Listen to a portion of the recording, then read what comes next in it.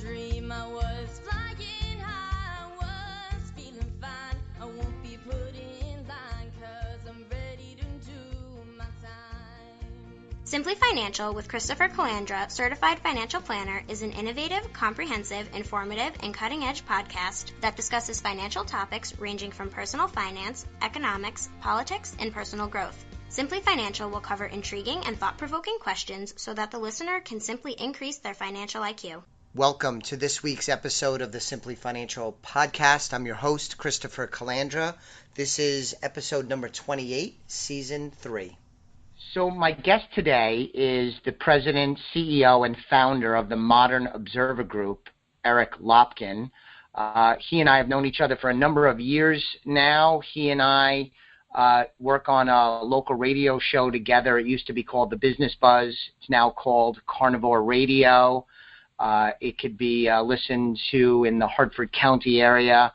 And last week, hopefully you listened to the episode, I talked about financial goal setting or goal setting in general, paying particular attention to the how-to part of goal setting.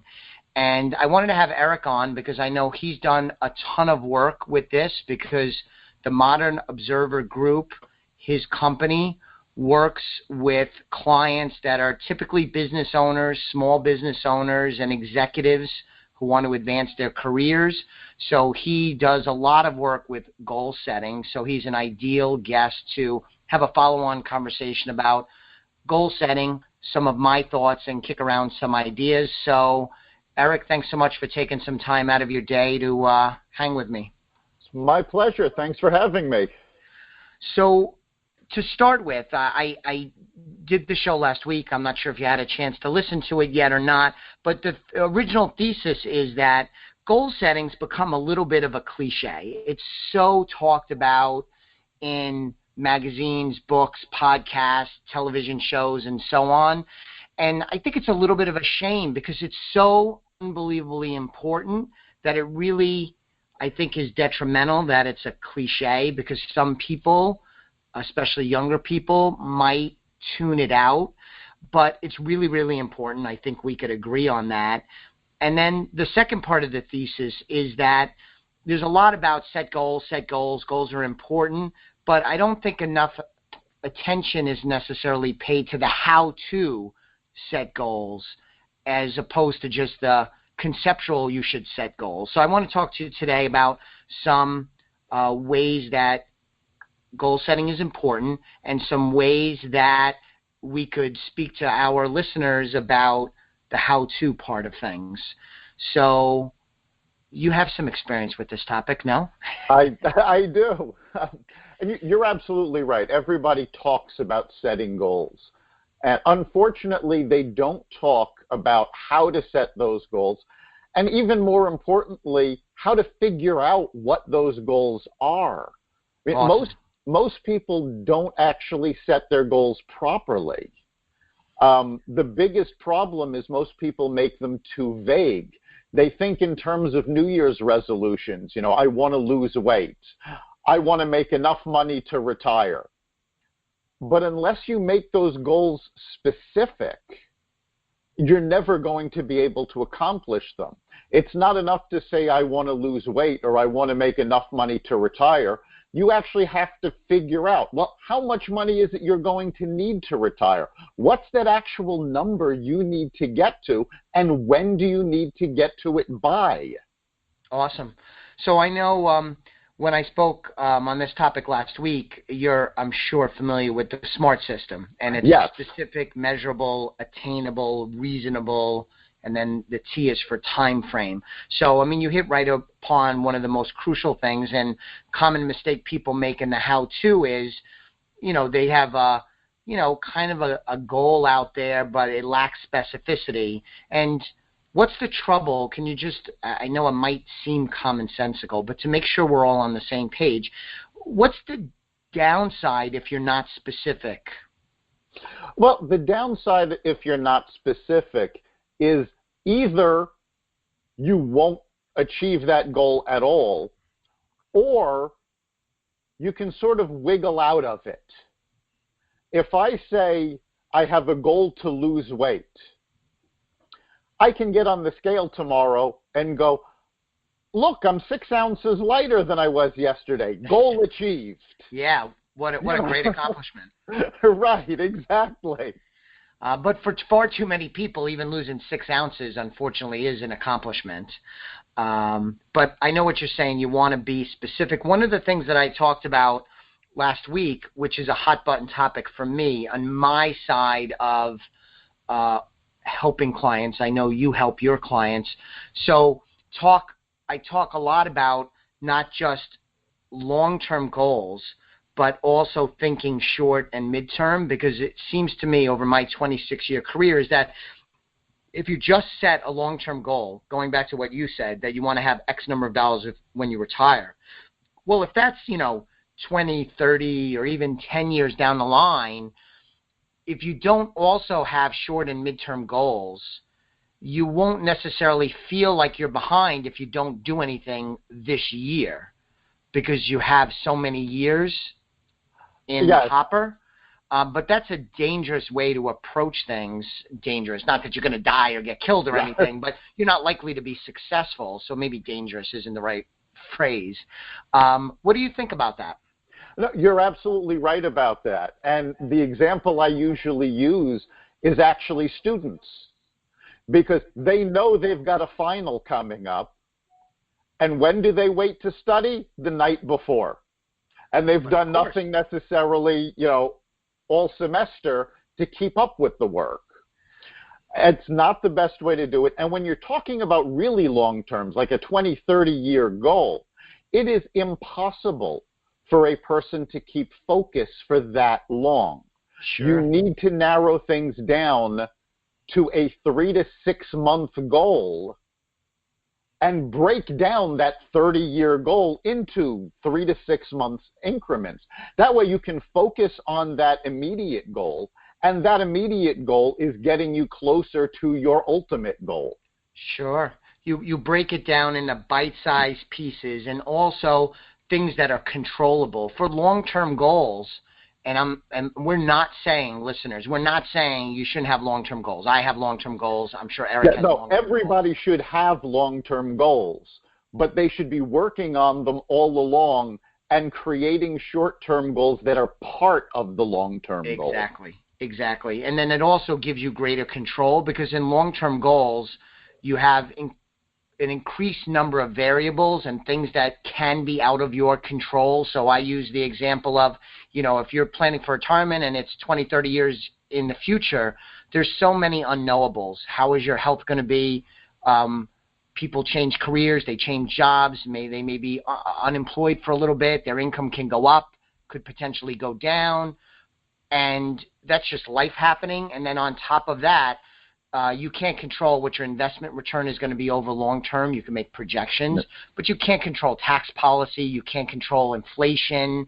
There's just so many unknowables that if you stick to the short-term aspect of your long-term goals, like you said, you also are then focusing your attention on things that are controllable, because what you can do this week, this month, this 6-month period, and this year, you have a little bit more control over, as opposed to something that's going to be 20, 30, 40 years into the future. Right, and it's a lot easier to pivot when you have those short-term goals. Long-term goals can ultimately change. There's a saying in the military that no plan survives contact with the enemy. Right. And you have to be able to pivot to deal with conditions on the ground. And one of the keys to this that a lot of people miss is making sure you have the right goals. Using retirement as an example, if you're looking at an amount of money that you need for retirement, well, the goal of it isn't to have the money. It's what do you want to do in your retirement? Why do you want that money? Do you want to be able to travel? Do you want to be able to, do absolutely nothing but never worry about a bill again? You need to figure out what the why is so you can set your actual goal. So many people will say, I want to be successful in business. Well, why? What is it that you want to do with that? Anytime anybody sets a monetary goal, money generally isn't the ultimate goal. Money is what's going to get you to what you really want to be doing. Sure. No, that's a great point because, in that example, it's financial freedom. Or if you have a goal to save money for a down payment, you want to focus in part on the dollar amount that you're shooting for the down payment, but also focus on the goal of home ownership, pursuing the American dream, having your own home. And that's a powerful part of goal setting. I'm glad you put that up. And, I could have a parallel thesis of, adding on to, it's a cliche and that's unfortunate and that the how-to is underserved topic. But then also, like you said, is you do need an important why. The why is really powerful, and having a why and keeping focus on your why should help you stay on track and get to your goal and be successful, don't you think? Absolutely. The why is a very powerful driver.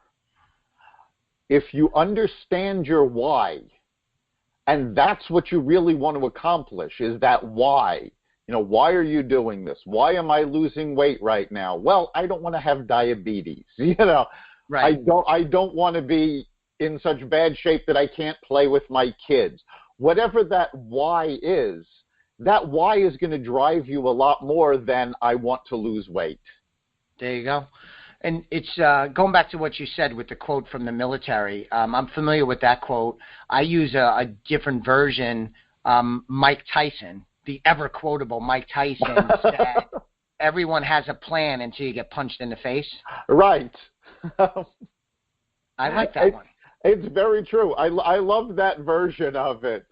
The reason I use actually the military version is because they actually have something else called the commander's intent, which is that's the why. That's what we've been talking about. Right. When the troops hit the ground, they have the freedom to change the plan, but they don't have the freedom to change the commander's intent. That's that ultimate goal. I gotcha. When if you step into the boxing ring, if you're Mike Tyson, the ultimate goal is to knock the opponent out. If I were to step into the boxing ring, my ultimate goal would be to be able to walk out again. Yeah, I was thinking I was going to say my goal would be to get out of there as fast as I can. I'm not in the right place. No, that's awesome. I've heard that military quote, and I know about commander's intent because I'm not a military guy, but I love reading military history. So I knew about those two things, but I never tied them together. So I really appreciate you doing that for me. That's meaningful for me.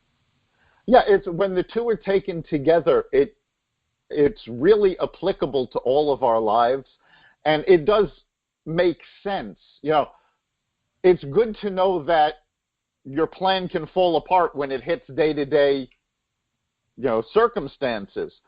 But then what do? Well, that's where the commander's intent comes in. In terms of goal setting, that's where your why comes in, because that's what you're ultimately trying to accomplish.